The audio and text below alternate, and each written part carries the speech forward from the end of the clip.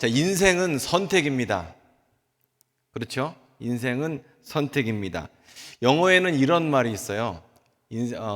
인생은 B와 D 사이의 C다. 인생은 B와 D 사이의 C다.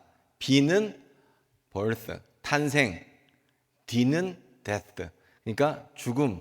그러니까 탄생과 죽음 사이의 C, choice, 선택이다 이거예요. 그러니까 우리는 태어나면서 죽을 때까지 선택으로 인생을 채우게 됩니다. 맞죠? 우리는 좋은 결정이든 나쁜 결정이든 선택하면서 인생을 살아가요. 그래서 여러분이 어떤 옷을 입을까 선택을 하셨고요.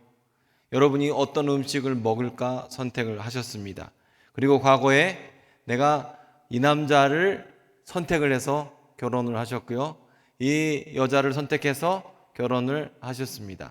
그리고 어떤 사업을 할까, 어떤 직장을 구할까, 그렇게 선택하셔서 지금 이 자리에 있습니다.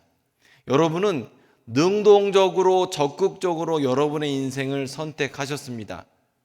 여러분은 선택당한 것이 아니라 여러분이 스스로 선택을 하셔서 지금까지 오셨어요. 그래서 여러분의 선택 중에서 어떤 것은 참 내가 잘했다 이런 결정이 있고 어떤 선택은 아유 내가 괜히 그런 결정을 했다 이런 선택이 있죠. 제가 이번 주에 어떤 뉴스를 봤습니다. 이분은 8년 전에 비트코인을 샀다고 합니다. 그런데 그 비트코인을 살 때 공격적으로 사람들에게 사라고 그렇게 설득을 하면서 비트코인이 살 길이다 이렇게 그렇게 말하고 샀다고 합니다. 그리고 그 8년 전의 결정 때문에 지금은 자가용 비행기를 타고 다닌다 하면서 그 자가용 비행기와 함께 찍은 사진을 올려놨더라고요. 자, 그 사람도 선택을 한 거죠. 그리고 그 선택, 그 초이스 때문에 지금의 결과가 있게 되는 겁니다. 자, 마찬가지로 우리가 이런 선택 가운데 가장 중요한 선택은 뭐냐면 우리의 생명에 대한 선택이에요.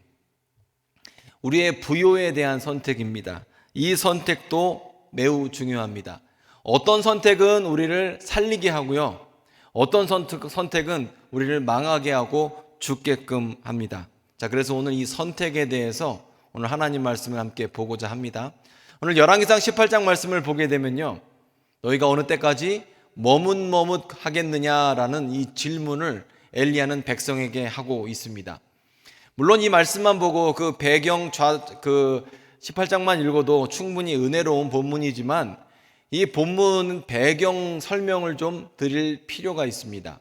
이 본문의 배경에 등장하는 왕이 있는데 이 왕의 이름은 아합 왕입니다. 이 아합 왕이 성경에선 악한 왕으로 유명하죠. 또 이 아합 왕의 아버지 이름 혹시 아시는 분 있으세요? 아합 왕의 아버지는? 아무도 없어요? 아합 왕의 아버지는 용기 있게 오자로 시작하죠. 오므리 왕이죠.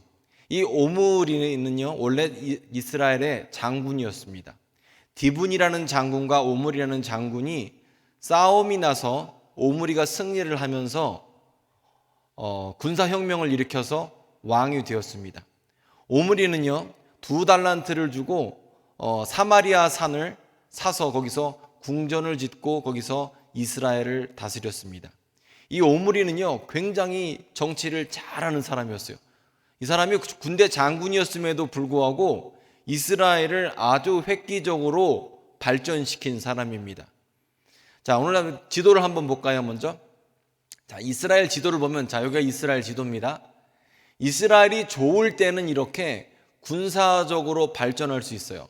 그리고 보시다시피 아시아에서 오는 교역, 그 물류를 받아서 아프리카와 유럽으로 전달을 해주는 역할을 이스라엘 지역이 했기 때문에 당시에 이스라엘은 교역 때문에 굉장히 부자가 될 수 있었습니다. 골목만 지켜도 통행세만 받아도 어마어마한 부자가 되는 거예요. 결국 실크로드에서 중국에서 오는 실크로드를 통해서 오는 모든 문물들이 이스라엘 지역을 거쳐서 유럽으로 넘어가게 되거든요.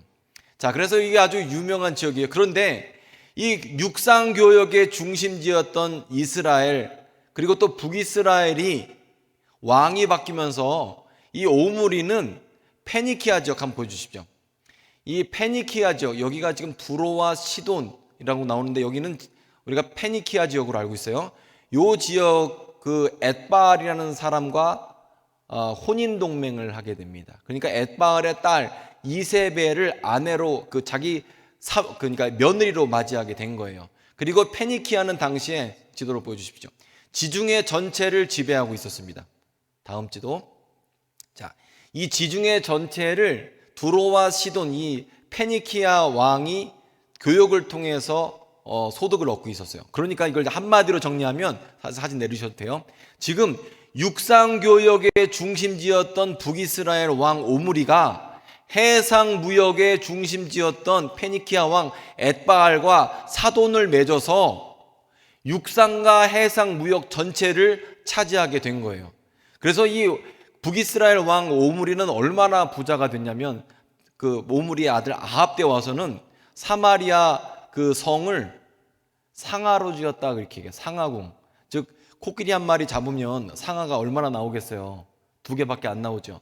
그런데 그 상아가 너무 많아서 그 상아가 많이 들어간 궁전을 지었던 게 이 오므리 왕조였습니다. 이 오므리 왕조가 얼마나 강대했냐면, 당시에 있었던 에돔이나 아니면 이 요즘으로 따지면 요르단 지역, 시리아 지역까지도 군사적으로 점령을 했었어요. 대단한 거죠. 그러니까 우리나라가 힘이 없을 때는 임진왜란도 나고 병자호란도 나지만, 우리가 힘이 넘치게 되면 해양으로도 진출할 수 있고 대륙으로도 진출할 수 있잖아요. 그런데 지금 이 상태가 모든 지역으로 진출할 수 있는 상태가 된 것이 지금 오므리 시대의 이스라엘 상황이었어요. 그래서 아시리아, 나중에 북이스라엘이 어느 나라한테 망하죠? 아시리아한테 망하지 않습니까? 그래서 아시리아에서는 북이스라엘에 대해서 솔로몬의 나라나 다윗의 나라라고 말하지 않습니다. 아시리아 역사에는 오므리의 나라, 오므리의 집으로 북이스라엘을 설명합니다. 그리고 오므리 왕조가 했던 그 정책 자체가 솔로몬과 다윗이 했던 정책과 동일합니다. 즉 페니키아 지역과 협력 관계를 맺어서, 그리고 무역로를 차지하면서 나라의 부를 쌓았죠. 뿐만 아니라 이 오므리 같은 경우에는 자기 아들 그러니까 손주 며느리죠. 그러니까 손녀 딸을 남유다 왕에게 시집을 보내게 됩니다. 그러니까 북이스라엘은 지금 페니키아와도 혼인 동맹, 남유다와도 혼인 동맹이 되는 거죠. 그러면서 그 근대 일동을 전부 다 지배하기 시작했습니다. 굉장한 부를 누리고 굉장한 군사력을 가졌던 것이 바로 오므리 왕조였습니다. 자, 그런데 문제가 생겼죠. 나라를 넓히고 돈을 많이 벌고 나라가 부강해졌는데, 이 이세벨이라는 여왕이 북이스라엘로 시집 올 때 그냥 온 것이 아니라 자기 나라에서 400명과 450명의 바알과 아세라 선지자들을 데리고 왔습니다. 뿐만 아니라 데리고 온 선지자들에게 북이스라엘에서 월급을 줬죠. 한마디로 페니키아에서 수입해온 바알과 아세라 선지자들에게 월급을 주면서 공무원처럼 일하게 한 겁니다. 뿐만 아니라 이스라엘에 원래 섬겼던 선지자들과 제사장들은 전부 다 죽였습니다. 그 상황이 지금 오늘 열왕기상 18장 배경이에요. 자, 그렇기 때문에 살아있는 선지자들이 별로 없는 상태에서 디셉 사람 엘리야라는 사람이 어느 날 나타나서 내가 말하지 않으면 이스라엘에 비도 이슬도 내리지 않을 것이다, 이렇게 예언을 하고 어디론가 사라져 버렸습니다. 그리고 이 사람의 말처럼 3년 동안 비도 오지 않았고 이슬도 내리지 않았습니다. 자, 이게 아주 골치 아픈 상황이 된 겁니다. 자, 우리가요, 어떤 일이 생겼을 때 원인을 찾기를 좋아하거든요. 우리는 현상만 보지 않습니다. 그래서 그 원인이 무엇이냐에 따라서 아주 괴로워하기도 하고 아주 즐거워하기도 해요. 그래서 이 현상보다 현상 저변에 숨어 있는 어떤 그 원인을 아는 것을 참 좋아합니다. 그런데 그 원인이 무엇으로 이 당시 사람들은 생각했냐면 엘리야가 말한 그 저주 때문이라고 믿었었던 거죠. 그런데 어느 날 엘리야가 나타나서 하는 말이 당신이 페니케아에서 데리고 온 400명, 450명, 즉 850명의 선지자와 나와 함께 대결을 해보자. 누가 참 하나님인지 대결을 해보자라는 겁니다.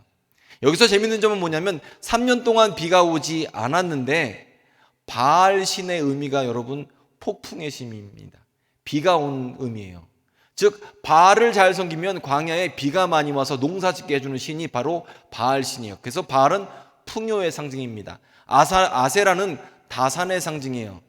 그러니까 바알과 아세라는 한마디로 번영의 신인데 그 번영의 신이 힘을 쓰지 못하게 된 상황이 지금 벌어졌습니다. 그리고 누가 참 신인지 갈멜산에서 우리 한번 내기를 해봅시다. 이렇게 내기를 하는 장면이 오늘 18장 말씀입니다. 자, 그리고 18장에서 엘리야는 백성들 앞에 이렇게 얘기를 합니다. 너희가 지금 어느 때까지 머뭇머뭇하려느냐? 하나님이 참신이냐? 아니면 바알과 아세라가 참신이냐? 지금 오늘 선택하라. 자, 여기까지가 오늘 하나님 말씀이죠. 자, 우리가 태어나면서 끊임없이 선택을 하거든요. 그리고 우리가 하는 선택들은 대부분 의미 없는 선택은 없습니다. 다 어떤 의미를 갖고 선택을 합니다. 그리고 대부분 우리가 하는 선택은 더 잘 먹고 잘 살기 위해서, 더 잘 되기 위해서 하는 선택들이죠. 그리고 그 많은 방법들이 다 여러분 잘 먹고 잘 살기 위해서 선택을 한 거예요. 여러분 배우자도요, 여러분이 최고라고 생각해서 선택을 하신 것이고요. 여러분이 지금 선택한 직장이나 사업도 그 당시에 여러분이 최고라고 생각을 해서 선택을 하신 결정입니다. 여러분이 그동안 했던 모든 결정은 당시 상황에서 제일 지혜롭고 좋다고 생각을 해서 결정을 한 거예요.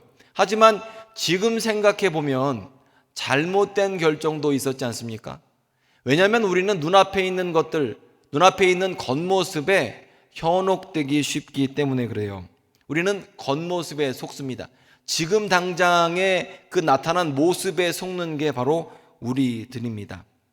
자, 여러분이 한번 선택을 해보십시오. 지금 나라가 너무 잘 돼요. 해상무역으로도 돈을 많이 벌고 육상무역으로도 돈을 많이 법니다. 그리고 너무너무 돈을 많이 벌어서 거둔 세금으로 상하로 궁전도 지었어요. 그리고 우리를 그렇게 괴롭히던 에돔도 정복을 했고요. 그리고 시리아도 정복을 했고요. 요르단도 정복을 했고요. 그리고 우리를 정복할 나라가 없습니다. 우리가 침략하는 나라지 침략당하지 않습니다. 돈도 잘 벌고 그리고 군사적으로 막강해서 보호받고 있는데 이 상황 가운데에서 무엇을 선택할 것이냐라고 엘리야는 지금 묻고 있습니다. 사실요, 우리가 눈앞에 있는 것에 현혹되기 쉬울 때에 어떻게 하면 좋은 결정을 할 수 있냐면 본질로 돌아가면 좋은 결정을 할 수 있습니다. 자, 바알과 아세라를 섬기는 것의 본질이 번영과 잘 먹고 잘 사는 것, 다산이라고 말씀을 드렸습니다. 그러면 우리가 믿는 하나님을 믿는 것의 본질은 무엇이죠? 하나님을 믿는 본질. 하나님을 믿는 본질이 만약에 잘 먹고 잘 사는 것이라고 하면 하나님 믿기 참 어렵습니다. 왜냐하면 바알과 아세라 섬기는 게 훨씬 더 좋거든요. 지금도 잘 먹고 잘 살고 있거든요. 그래서 잘 먹고 잘 살기 위해서 하나님을 섬기면 반드시 우리가 실족하게 되는 거예요. 그런데 여러분, 우리가 믿는 신앙이라는 것은 잘 먹고 잘 사는 것 이상의 문제입니다. 우리가 예수를 믿는다는 것은 잘 먹고 잘 사는 것 그 이상의 의미가 있죠. 예수를 믿는다는 것을 한마디로 얘기하면 거듭난다는 것이고, 거듭나는 것의 본질은 예수께서 십자가에서 죽으셨고 부활하셨으며 그 부활의 생명이 나에게 주어졌다라고 확신하는 것이 바로 거듭남이거든요. 내가 지었던 모든 죄가 십자가에서 예수님과 함께 못 박혔고 나는 예수께서 부활하신 것처럼 지금 그 부활의 생명이 나에게도 주어졌다라고 믿는 게 바로 거듭남과 새 생명이에요. 그래서 우리가 예수를 믿는다라고 할 때, 하나님을 믿는다라고 할 때 그 본질은 생명에 있습니다. 소유에 있지가 않고 생명에 있습니다. 그리고 이런 일이 있을 때 우리는 예수께서 나의 주인이 되셨다라고 고백을 하게 되는 거죠. 하지만 사람들은 이렇게 생각을 해요. 아니 그러면 예수님께서 주시는 생명도 얻고 바알과 아세라가 주는 풍요도 얻으면 더 좋은 거 아니에요? 이렇게 질문을 하실 수가 있겠죠. 아니 내가 예수 믿는다고 가난할 필요 없으니까 예수도 믿고 새 생명도 얻고 부활 생명도 얻고 예수님도 주인으로 섬기면서 더 부자 되고 더 번영하고 더 명예와 더 권력을 얻으면 더 좋은 거 아닙니까? 이렇게 얘기를 합니다. 그런데 이게 사실 본질상 양립할 수 없는, 같이 있을 수 없는 이유가 있습니다. 왜 그러냐면 신앙이라는 것 자체가 우리 안에 새 생명이 주어지거든요. 생명이 주어지면 그것 자체로서 존재가 돼요. 그런데 보통 소유를 통해서 더 번영을 하고 더 가지고 더 소유하려는 것의 그 핵심은 뭐냐면 그 소유를 통해서 자기 존재를 드러내려고 합니다. 말이 어렵죠? 한마디로 얘기하면 여러분이 더 비싼 차를 타고 더 비싼 옷을 입고 더 명예를 얻고 더 권력을 얻으면 여러분의 존재감이 더 드러나게 돼요. 맞죠? 여러분이 현대차를 모는 것보다 독일차나 영국차나 더 비싼 차를 몰면 사람들이 여러분의 존재감을 더 인정해 주죠. 여러분이 반바지와 반팔만 입고 돌아다닐 수 있는데 더 비싼 옷을 입고 있으면 누군가 여러분을 더 존재감을 인정해 주잖아요. 그런데 문제는 뭐냐면요, 소유를 통해서 더 얻고 더 존재를 인정받으면 사람은 불안해하게끔 되어 있습니다. 왜냐하면 내가 소유를 많이 얻었다는 것의 의미는 이 소유를 잃을 수도 있다는 것을 의미하거든요. 잠재적으로 깔려 있어요. 그래서 내가 더 많이 얻어서 나의 존재를 증명하고 싶은 사람은 더 많이 얻으면 얻을수록 불안하고 걱정하게끔 되어 있습니다. 그래서 부자들이 걱정이 많고요, 부자들이 더 불안해합니다. 부자들이 더 보험을 많이 들어요, 가난한 사람보다. 왜냐하면 그 심리 안에는 존재감에 대한 것을 소유로 해결하고 싶은 근본적인 부분이 있어서 이런 부분들은 예수께서 주시는 생명과 함께 할 수가 없는 거예요. 그리고 또 우리가 더 가지려고 하다 보면 누군가는 반드시 남의 걸 가져와야지 내가 부자가 되지 않습니까? 우리가 여러분 어디 가서 거래를 하는데 경쟁자가 있어요. 그럼 경쟁자 거를 내가 가져와야 부자가 되는 거 아닙니까?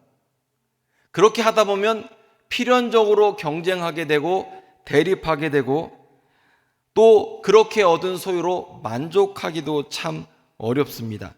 또 위험에 대비하기 위해서 더 많이 소유해야 하거든요. 그리고 그렇게 하려고 하다 보면 자연스럽게 공격적이 되죠. 그리고 이런 사람의 욕심이 끝이 없잖아요. 사람의 욕심이 끝이 없잖아요. 그러다 보면 자연스럽게 우리는 우리 안에 공허함을 느끼게 됩니다. 이건 또 역설인데요. 여러분의 존재가 희미하면 희미할수록 여러분의 내면이 비면 빌수록 다른 겉모습적인 것, 거칠애로 여러분을 더 치장하려고 합니다. 이게 참 재밌는 거죠. 그리고 더 많이 소유할수록 내면은 공허해서 더 소외감을 느끼게 돼요. 그래서 돈이 많은 사람들은요, 대부분 공허하고 심심하다고 합니다. 제가 아는 지금은 목사님이 되셨는데 이분이 옛날에 워커힐 카지노에서 영업을 하셨었어요. 그러니까 이분이 이제 랭귀지도 여러 개를 하시거든요. 그러다 보니까 이제 뭐 몽고 이런 데서 영업을 하러 가세요. 그러면 몽고에서 막 금광을 하고 있다고 합니다. 로비 그러니까 이 고객으로 유치할 사람이 몽고에서 금광을 하는데 산맥 전체에 있는 금광이 다 자기 거래요. 엄청나게 부자죠. 그리고 그냥 가만히 아무것도 안 하고 있으면 통장에 100억씩, 10여 년 전에 100억씩 입금이 된대요. 아무것도 안 하면 내가 쓰지 않고 가만히 있으면 100억이 입금이 된대요. 행복할 것 같죠? 아니 여러분 통장에 누군가 100억씩 입금해 준다니까요. 행복할 것 같죠? 예. 영 시원찮은데 100억씩 입금을 받아야 좀 그 감정을 누릴 수가 있겠죠, 우리는. 근데 대부분 많이 가진 사람들은 불안해하고요, 심심해합니다. 그분이 그러더라고요. 자기도 뭐 좋은 직장 이런 거 그만두고 신학을 하고 목회를 하게 된 이유 중에 하나가 결국 거기서 만족이 없어요. 자, 어쨌건 우리가요, 소유라는 것과 존재라는 것이 동시에 양립하기가 어려운 속성이 있습니다. 그리고 소유로서는요, 우리의 존재감이나 생명을 얻을 수가 없습니다. 공허하기 때문에 그래요. 그래서 우리가 예수를 믿는다는 것은 우리 안에 예수의 부활의 생명이 주어지는 것을 의미합니다.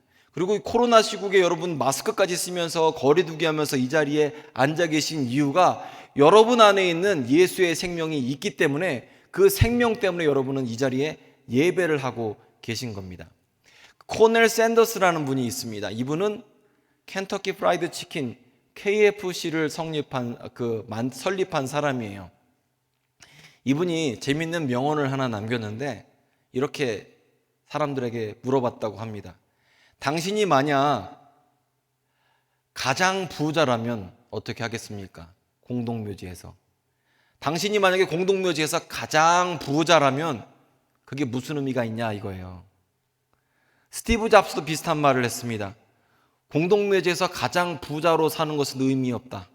오늘 하루 보람된 게 자긴 좋다. 이렇게 이야기를 했습니다.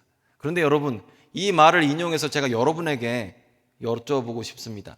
만약에 여러분이 공동묘지에서 누워있는 사람들 중에서 가장 예쁜 사람이라면 그게 무슨 의미가 있습니까? 공동묘지에 누워있는 사람들 중에서 제일 키가 큰 사람, 공동묘지에서 납골당에 안치된 사람들 중에서 제일 명예가 있는 사람, 권력이 있는 사람이라면 그게 무슨 의미가 있습니까? 의미가 하나도 없죠. 마찬가지로 우리가 의미가 있게 되려면 사실 우리에게 생명이 있어야 하는 거죠. 생명이 없으면 의미가 없는 거예요. 여러분 지하철이나 이런 데 화장실에 가보시면 장기 매매하는 그 광고 보신 적 있습니까? 장기 매매하는 광고? 장기 매매하는 광고 보신 적 있죠? 거기 보면 별의별 걸 다 팔아요. 사람들이. 콩팥도 팔고요. 눈도 팔고요. 간도 잘라서 파는 경우도 있습니다. 근데 거기서 제일 제가 이해할 수 없었던 품목이 있는데 심장도 구하더라고요. 근데 심장은 못 파는 거 아닙니까? 심장은 협상이 안 되잖아요. 마찬가지로 우리의 신앙도 마찬가지입니다.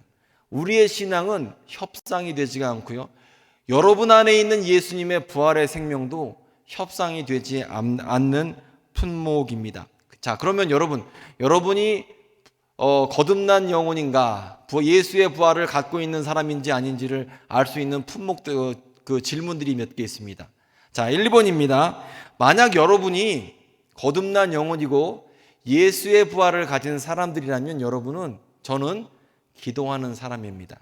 왜냐하면 부활의 생명이라는 것 자체, 이 생명은요, 호흡을 해야 되거든요.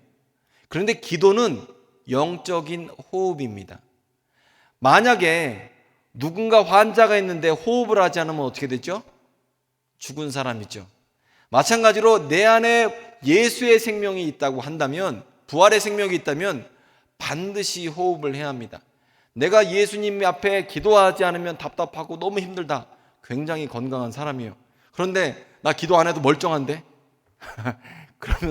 그러면 최소한 중환자실입니다.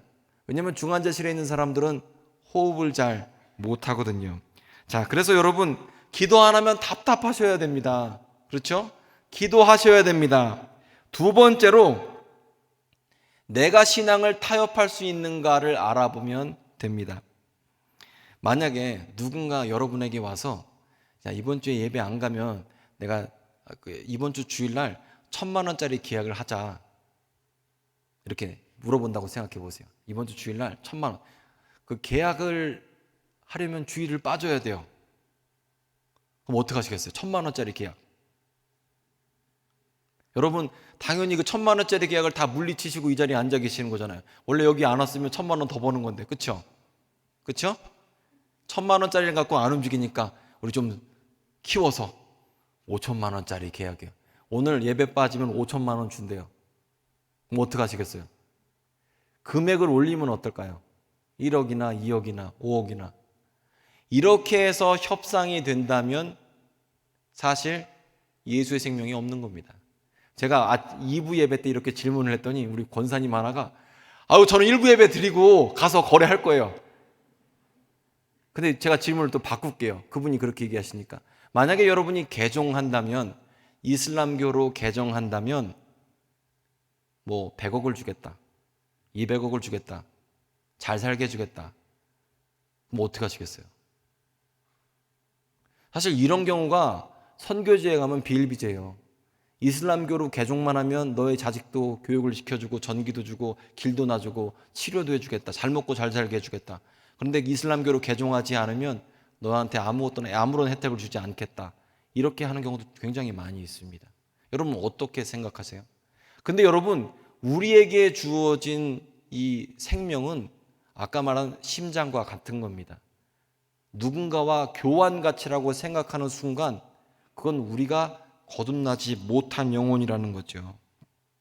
자, 여러분 삶에서 예수님은 절대적인 가치이십니까? 만약에 이런 것에 대해서 의심이 들면 어쩌면 우리는 하나님의 자녀가 아닌지도 모릅니다. 만약에 여러분의 자녀나 관계된 사람이 학원 선생님과 신앙과 경쟁하고 있다면, 이 시간에 학원을 갈지 예배를 드릴지 경쟁하고 있다면 어쩌면 여러분의 자녀는 하나님의 자녀가 아닌지도 몰라요. 자, 우리가 만약에 우리의 신앙과 돈과 협상을 하고 있다면, 내고를 지금 하고 있다면 우리는 아마 신앙인이 아닐지도 모릅니다. 왜냐하면 우리가 입술로 주여 주여 하는 것이 의미가 없기 때문에 그렇습니다. 내가 예수님한테 주여 주여 하면서 실제로 내 삶의 주인이 합격이나 번영이나 돈을 의미한다면 우리는 예수님이 주인이 아니라 다른 어떤 것이 주인일 수도 있습니다. 또 이 시간 여러분 혹시 배우자와 싸웠거나 예배당 오면서, 아니면 관계 때문에 지금 예배를 못한다고 하면 여러분 지금 예배 시간의 주인은 그 관계가 주인이지 예수님이 주인이 아닙니다. 여러분 삶 가운데 어떤 고민거리가 있는데 예수님보다 앞서든다고 하면 그 고민이 여러분 삶의 주인이지 예수님이 주인이 아닙니다. 왜냐하면 예수님은 절대적인 가치를 지니신 분이시기 때문입니다. 마태복음 7장 우리 함께 읽도록 하겠습니다. 시작. 마태복음 7장입니다. 시작. 나더러 주여 주여 하는 자마다 다 천국에 들어갈 것이 아니요 다만 하늘에 계신 내 아버지의 뜻대로 행하는 자라야 들어가리라. 그날에 많은 사람이 나더러 이르되 주여 주여 우리가 주의 이름으로 선지자 노릇하며 주의 이름으로 귀신을 쫓아내며 주의 이름으로 많은 권능을 행하지 아니하였나이까 하리니, 그때 내가 그들에게 밝히 말하되 내가 너희를 도무지 알지 못하니 불법을 행하는 자들아 내게서 떠나가라 하리라. 아멘. 예수께서 분명히 말씀하신 것은 우리가 입술로 주여 주여 한다고 예수께서 주인이 되시는 것이 아니라고 말씀하세요. 우리 예수님은 우리 립서비스에 속지 않으시는 분이십니다. 우리 입술의 말 때문에 속지 않으시는 분이십니다. 자, 열왕기상 18장 말씀인데 오늘 본문 말씀이고 한 번 더 읽고 오늘 설교를 마칠까 합니다. 함께 읽겠습니다. 시작. 엘리야가 모든 백성에게 가까이 나아가 이르되 너희가 어느 때까지 둘 사이에서 머뭇머뭇 하려느냐?